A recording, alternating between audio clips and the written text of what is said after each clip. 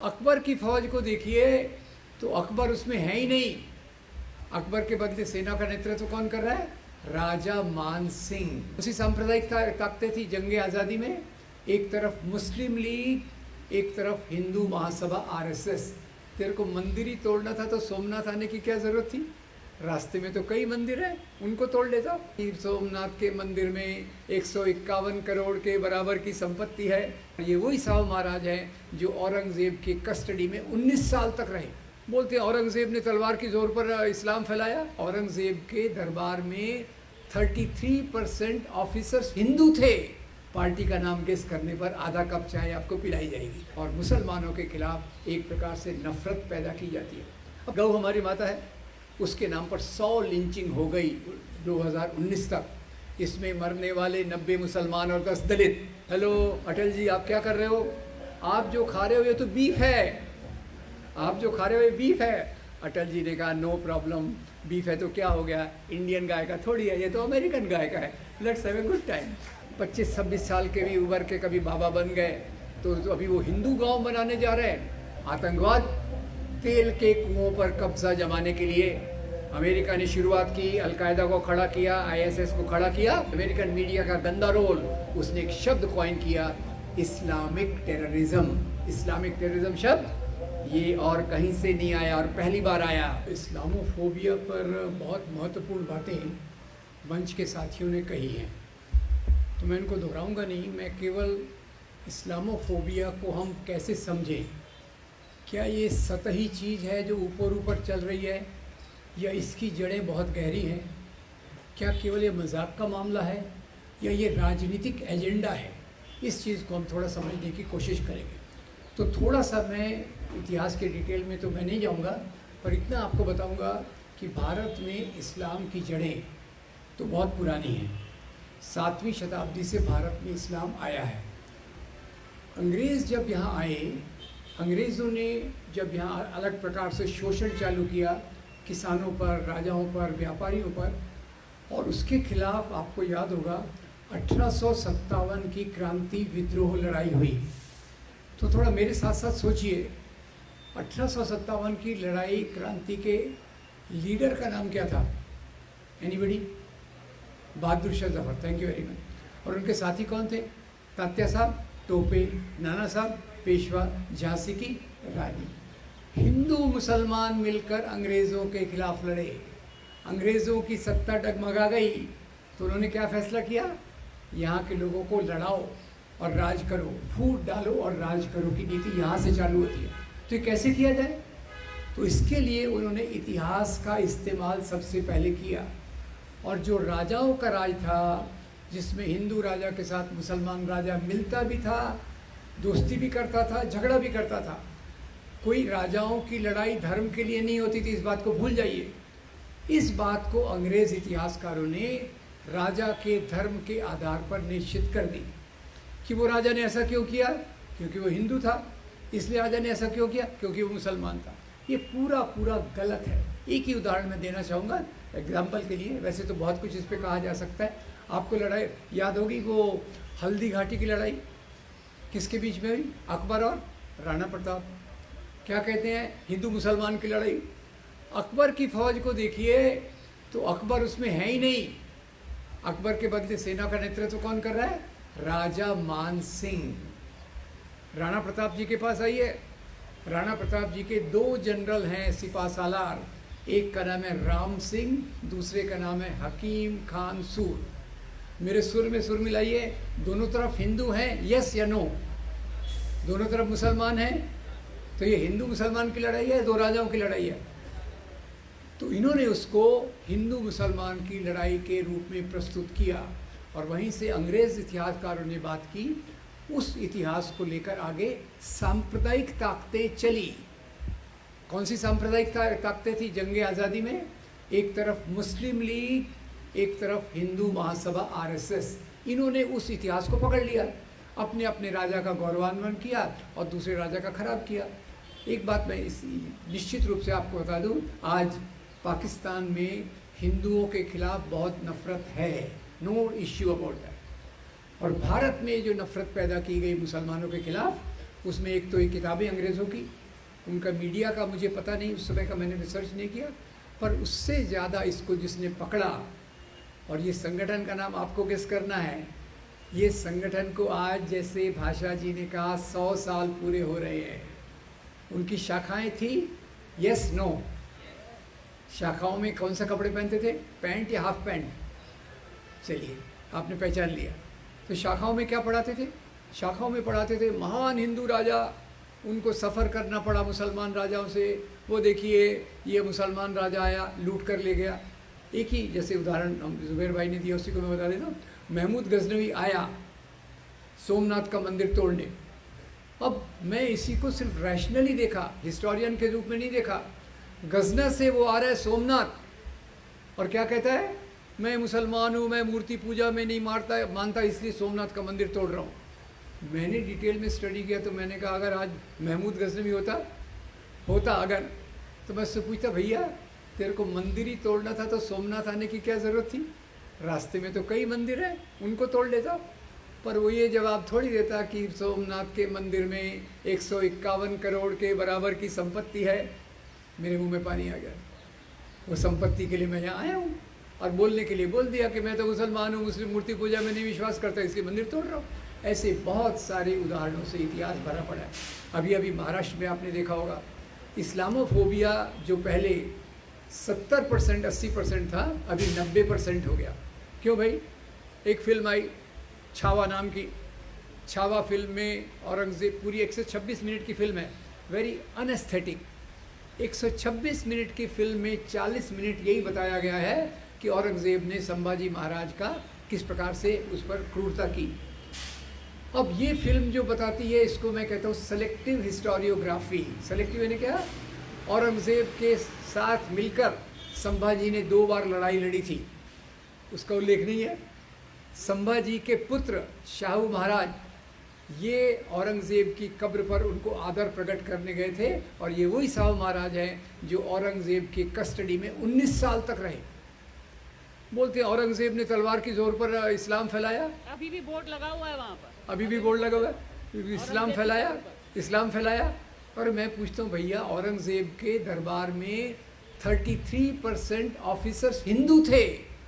जय सिंह, जसवंत सिंह और दूसरे एक तीसरे और थे। अगर उसको हिंदू बनाना ही था तो पहले उनको क्यों नहीं हिंदू बनाया? क्यों पहले वो संभाजी महाराज को मुसलमान हिंदू बनाने की बात कर रहा है? ये सब जो चीज़ें ये इस्लामोफोबिया की जड़ में है। तो ये उन शाखाओं में प्रोपोगेट किया जाता है। हिंदू राजा कितना महान, कितना शक्तिशाली, मुसलमान राजा कितना क्रूर, उसमें बता देंगे संभाजी महाराज पे इस प्रकार से हुआ, शिवाजी महाराज पे उस प्रकार से हुआ। इस पर मैंने बहुत सारी, खुद के बारे में कह रहा हूँ, इस पर मैंने बहुत सारे वीडियो बनाए हैं और सिद्ध ये करने की कोशिश की है। राजा लोग धर्म के लिए राज्य नहीं करते थे, राजा लोग राज्य करते थे सत्ता और संपत्ति के लिए।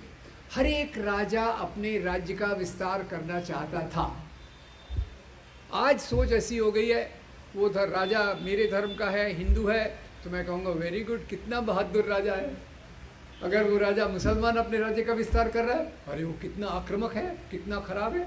ये सांप्रदायिक सोच को लगातार पीढ़ी दर पीढ़ी शाखाओं के माध्यम से, प्रचारकों के माध्यम से, स्वयंसेवकों के माध्यम से इसको सस्टेन किया गया।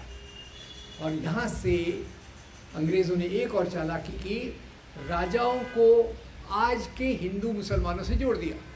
मुसलमान राजा यानी आज के मुसलमान, हिंदू राजा यानी आज के हिंदू। और इसी आधार पर जो नफ़रत पैदा की, मेरा विश्वास कीजिए, जब तक नफ़रत पैदा नहीं होती हिंसा नहीं करवाई जा सकती।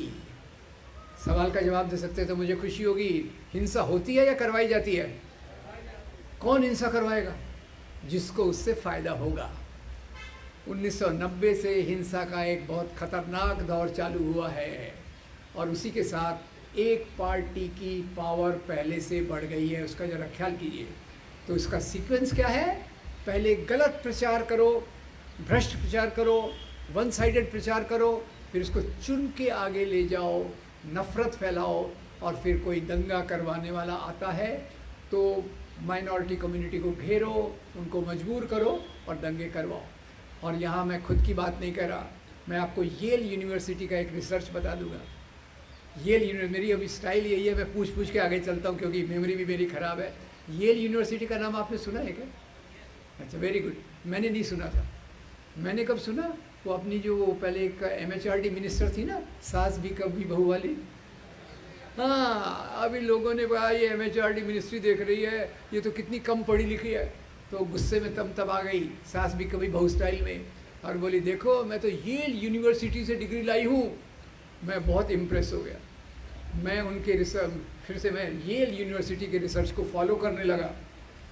और येल यूनिवर्सिटी का रिसर्च हमको बताता है कि जहाँ भी सांप्रदायिक दंगे करवाए जाते हैं वहाँ एक पार्टी पहले से ज़्यादा पावरफुल हो जाती है। पार्टी का नाम गेस करने पर आधा कप चाय आपको पिलाई जाएगी। ठीक है, अब ये चीज़ जो बढ़ती गई तो एक तरफ से ये हिंसा का वातावरण, ये नफ़रत का वातावरण समाज में ऑर्गेनिक रूप से बढ़ने लगा। ये ऐसा नहीं है कि कुछ लोग उसको मानते हैं इसीलिए उसमें कर रहे हैं। ये ज़्यादा घर घर जाकर बार बार कम्युनिटी से जुड़कर इस प्रकार का प्रोपेगेंडा किया जाता है और मुसलमानों के खिलाफ एक प्रकार से नफ़रत पैदा की जाती है। अब पार्टीशन का सवाल, आज़ादी के बाद कहा गया ये मुसलमानों ने ज़बरदस्ती करके पाकिस्तान बनवा लिया, गांधी ने कितनी ये की कमज़ोरी दिखाई, पाकिस्तान बन गया। पर ये कोई नहीं कहता भाई पार्टीशन के पीछे सबसे बड़ी ताकत जो थी वो अंग्रेज़ों की डिवाइड एंड रूल पॉलिसी थी। पार्टीशन को जिन्होंने सपोर्ट किया वो एक तरफ मुस्लिम सांप्रदायिकता थी, एक तरफ हिंदू सांप्रदायिकता थी। दो राष्ट्र का सिद्धांत, इस देश में दो राष्ट्र हैं, एक हिंदू और एक मुसलमान। ये बात सबसे पहले किसने कही थी? विनायक दामोदर सावरकर। गलती से जिनका पोर्ट्रेट आपने पार्लियामेंट में लगा दिया है, शर्म की बात है। दो राष्ट्र की बात उन्होंने की, तो जिन्होंने कहा दो राष्ट्र है तो हमको अपना राष्ट्र दे दो, तुम अपना संभाल लो बाकी। और उसके लिए जिम्मेदार किसको ठहराया जाता है? मुसलमानों को। तो एक तो इतिहास के आधार पे चुन चुन कर घटनाओं को लेना, धर्म के नाम पर एक धर्म को ये बढ़ाना, ये इस्लामोफोबिया का आधार है। और उसके बाद जैसे जुबैर भाई कह रहे, एक के बाद चीज़ें एक उसमें जोड़ते गए। पहले हम ये देखेंगे, अभी वो हो गया ना, गऊ हमारी माता है। गऊ हमारी माता है तो पिता कौन है? मैं कुछ नहीं कह रहा, आपने कहा होगा तो आपको माफ़ी मांगना पड़ेगा। ठीक है, गऊ हमारी माता है, उसके नाम पर 100 लिंचिंग हो गई 2019 तक। इसमें मरने वाले 90 मुसलमान और 10 दलित। तो मैं स्टडी करने लग गया, भैया बीफ का मामला क्या है, गऊ पवित्र माता कैसे बन गई। तो सबसे पहले विवेकानंद की किताब पढ़ी, lectures from Almora to Chicago. उसमें स्वामी जी कहते हैं वैदिक काल में बीफ खाया जाता था। DN झा प्रोफेसर उसको कंफर्म करते हैं, वेदों में ऐसे वाक्य हैं, अथो अन्नम व्यागऊ, जिसमें गाय का ये। खैर, ये भारत के इतिहास का जो मुख्य केंद्र बिंदु है वो एक तरफ है बौद्ध धर्म के मूल्य, मानवतावाद के मूल्य, और ब्राह्मणवाद के ऊंच नीच के मूल्य। ब्राह्मणवाद कमज़ोर होने के बाद वापस आया, उसने गाय को अपना प्रतीक बना लिया। और यही प्रतीक के दौरान के लिए आज़ादी के आंदोलन में भी कुछ समस्या हुई और अभी उसको रिवाइव किया गया। याद रखिए दोस्तों, ये गाय का कोई ये उसको माता वाता नहीं मानते, दावे से कह रहा हूँ। राजस्थान में जब बीजेपी की सरकार थी, हिंगोनिया में एक गौशाला में सैकड़ों गाय भूख से, बीमारी से, कीचड़ में डूबकर मर गई। मैं बहुत व्यथित हो गया।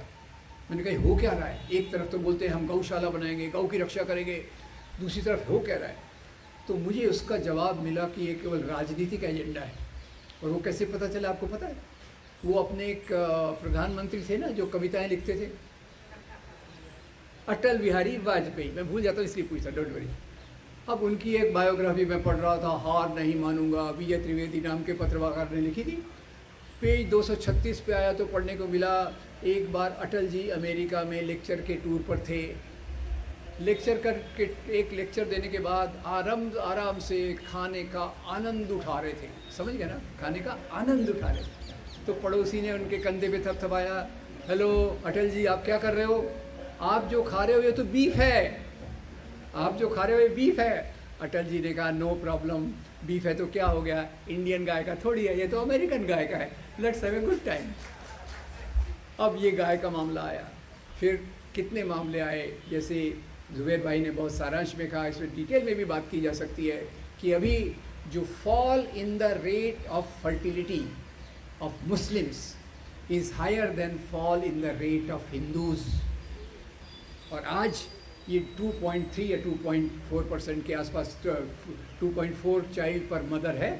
और इसका सबसे बेहतरीन एनालिसिस हमारे जो पुराने इलेक्शन कमिश्नर थे ना, SY कुरैशी साहब की किताब में इतने अच्छे से लिया है। पर कुरैशी साहब अब ये बताने RSS के सर संघ चालक को गए, देखिए भाई मुसलमानों का फर्टिलिटी रेट तो गिर रहा है और आप क्या कहते हो कि 4 बीवियाँ 20 बच्चे, उनका दर तो गिर रहा है। तो भागवत जी ने सुना, ऐसा दिखाया कि वो सुना, और एक हफ्ते के बाद भाषण में कहा ये जनसंख्या में जो असंतुलन इम्बैलेंस है इसको ठीक करना चाहिए। तो इतने चालाक व्यक्ति ताकत के साथ आप राज कर रहे हैं। फिर लव जिहाद का मामला आया। अब मैं तो काफ़ी बूढ़ा हो गया हूँ, पर एक समय बात करते थे प्यार कोई सीमाएं नहीं देखता, धर्म की, जाति की, देश की, शहर की, गांव की, उस समय हम याद करते थे, फिर से याद आ रहा है। अब ये सवाल जो इस्लामोफोबिया का है, मेरे पहले के मित्रों ने बहुत अच्छे से बताया, इसका बढ़ते बढ़ते बढ़ते, मेरा मेडिकल बैकग्राउंड भी है, सॉरी खुद के बारे में बता रहा हूँ, तो इसकी तुलना केवल कैंसर से की जा सकती है। आशुतोष जी ने बोला, मैं इसी को ये कर कह रहा हूँ, कैंसर से क्यों की जा सकती है? कैंसर शुरू में होता है ग्रेड 1 इलाज कर सकते, ग्रेड 2 इलाज कर सकते, 3 में संभावना है, 4 में बहुत डिफ़िकल्ट हो जाता है। और वो ग्रेड 4 में ये कैंसर आ गया। इसका उदाहरण मैं बताता हूँ अभी बम्बई से। बम्बई में भगवान राम की शोभा यात्रा निकाली गई। अभी तक क्या था? तलवार, हथियार, ये सब लेकर चलना। इस बार डीजे और डीजे, अश्लील गाने, वल्गर सॉन्ग्स, रामनवमी का उत्सव, और उस पर वल्गर सॉन्ग्स ये कर रहे हैं। और फिर दूसरी तरफ से, ये भी मेरा एक फेवरेट टॉपिक है, हमारे यहाँ बाबा लोग बहुत होते हैं। बाबा 25-26 साल के भी उम्र के कभी बाबा बन गए, तो अभी वो हिंदू गांव बनाने जा रहे हैं। तो किसी ने मजाक में कहा, भैया हिंदू गांव तो बना रहे हो, पर वहाँ एक मस्जिद भी बनाना। क्यों? नहीं तो रामनवमी और उत्सवों पे लोग जाके नाचेंगे कहाँ? आजकल मंदिर के सामने तो कोई नाचता नहीं है, तो एक मस्जिद भी वहाँ आप बना लेना। तो इतनी गैर संवैधानिक बातें हो रही हैं। और एक बात और जो अभी तक चर्चा में नहीं आई, इस्लामोफोबिया को पिछले 30 साल में ज़्यादा हवा मिली है। भारत के अंदर राम मंदिर का मुद्दा और दुनिया में आतंकवाद का मुद्दा। आतंकवाद का इस्लाम से कोई लेना देना नहीं है। आतंकवाद तेल के कुओं पर कब्जा जमाने के लिए अमेरिका ने शुरुआत की, अलकायदा को खड़ा किया, ISS को खड़ा किया, और अमेरिकन मीडिया, यहाँ देखिए अमेरिकन मीडिया का गंदा रोल, उसने एक शब्द कॉइन किया, इस्लामिक टेररिज्म। इस्लामिक टेररिज्म शब्द ये और कहीं से नहीं आया, और पहली बार आया। आतंकवादी तो LTT वाले में हुए, आयरिश रिपब्लिकन आर्मी वाले में हुए, बहुत सारे हुए, पर इस बार इस्लामिक टेररिज्म के नाम पे ये जो बात आई, उसने भी यहाँ के इस्लामोफोबिया को बढ़ावा दिया है। अब मुख्य मुद्दा, जैसे भाषा जी ने कहा, सवाल तो ये है कि इस्लामोफोबिया कोई सतही बात नहीं है। ये हमारे राजनीति का, कुछ लोगों के हाथ में ये एक राजनीतिक हथियार है।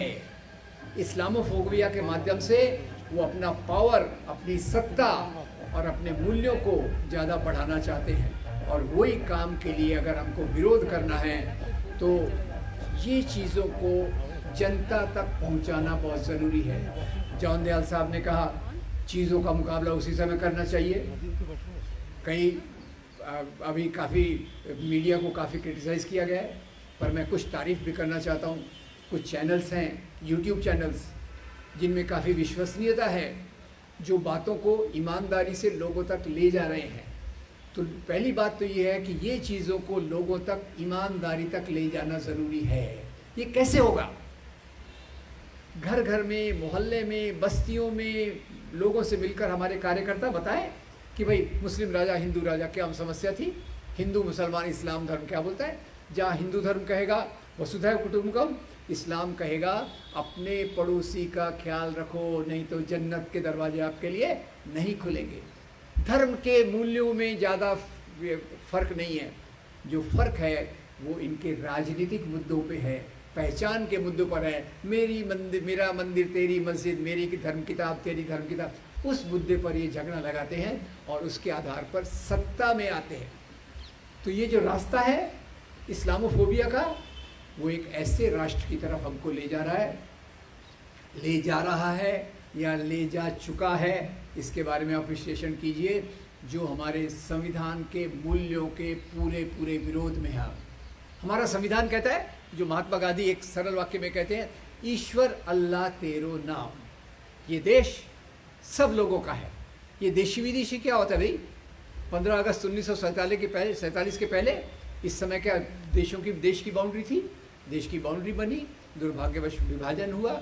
इसके पीछे एक राजनीति है और यहाँ मैं नेहरू जी को आपको कोट करना चाहता हूँ। धर्म के नाम के होने वाली राजनीति ये लोकतंत्र के लिए खतरनाक होती है। भारत में जो मेजॉरिटी कम्युनलिज्म, समझ जाइएगा, मेजॉरिटी कम्युनलिज्म ये अपने आप को राष्ट्रवाद के रूप में प्रस्तुत करेगा। ये बात उन्होंने 60 साल पहले कही होगी और आज वो दिख रही है। और जो माइनॉरिटी कम्युनिज्म है वो अलगाववाद के रूप में आ सकता है, इस बात को याद रखिए। और यही जो मैंने इतिहास की बातें कही, उसमें सबसे ज़्यादा जो आधार मैंने लिया वो महात्मा गांधी की किताब हिंद स्वराज का लिया, नेहरू की किताब डिस्कवरी ऑफ इंडिया से लिया, और एक रिकमेंडेशन आपको देते जाता हूँ। इतिहास की बहुत सारी चीज़ें आती हैं, वक्त नहीं है, क्या किया जाए? तो नेहरू जी की 800 पेज की किताब है डिस्कवरी ऑफ इंडिया, पढ़ लीजिएगा। मुश्किल है मुझे मालूम है, पर यही किताब आपकी जेब में है, जेब में है। भारत एक खोज श्याम बेनेगल के रूप के सीरियल के रूप में, ब्रिलियंट सीरियल, भारत की मिली जुली बातों को बताता है। आज ये कोई नहीं बताता कि कैसे अभी जो त्यौहार मनाए जा रहे हैं, हिंदू अलग है, मुसलमान अलग है। मुझे बहुत खुशी हुई कि अशोक कुमार पांडे जी अभी यहाँ नहीं, चले गए जल्दी, पर उन्होंने भी इफ्तार पार्टी का शायद आयोजन किया था। इस प्रकार के मेल जोल की चीज़ों को बढ़ावा देना और इस प्रकार की खबरों को ज़्यादा प्रोजेक्ट करना, कैसे हिंदू मुसलमान मिलकर रहते हैं। और ये आज से नहीं, ये सदियों की परंपरा है कि जहाँ लोग मिलजुल कर रहते थे। और इसीलिए नेहरू ने इस शब्द का इस्तेमाल किया था, गंगा जमुनी तहजीब। खाने पीने में हो, संगीत में हो, किताबों में हो, साहित्य में हो, भारत में उर्दू भाषा के उदय में हो, ये सब हमारे मेल जोल का परिणाम है। और आज जब उर्दू भाषा के खिलाफ एक मुख्यमंत्री ने बयान दिया, 25-30 शब्दों का था, 25-30 शब्दों का बयान वो उर्दू में दे रहे थे, उर्दू के खिलाफ दे रहे थे, और उस वाक्य में 8 शब्द उर्दू के थे। Thank you very much. ये हमारा मामला है यहाँ। तो सवाल है दोस्तों, इस्लामोफोबिया, जैसे हमारे किसी दोस्त ने कहा, ये केवल मुसलमानों का प्रॉब्लम नहीं है, ये प्रॉब्लम हमारे देश का है, हमारी सभ्यता का है, हमारी संस्कृति का है, हमारा संविधान का है। और हम सब लोग जो मीडिया में हैं वो तो बहुत अच्छा रोल प्ले कर सकते हैं, जो मीडिया के बाहर हैं वो भी इस प्रकार का रिसर्च स्टडी करके ऐसे सामाजिक संगठनों तक ले जाएं जो दूर दूर तक लोगों से जुड़े हैं, तभी हम इसका मुकाबला करके एक बेहतर भारत की ओर जा सकते हैं। Thank you very much.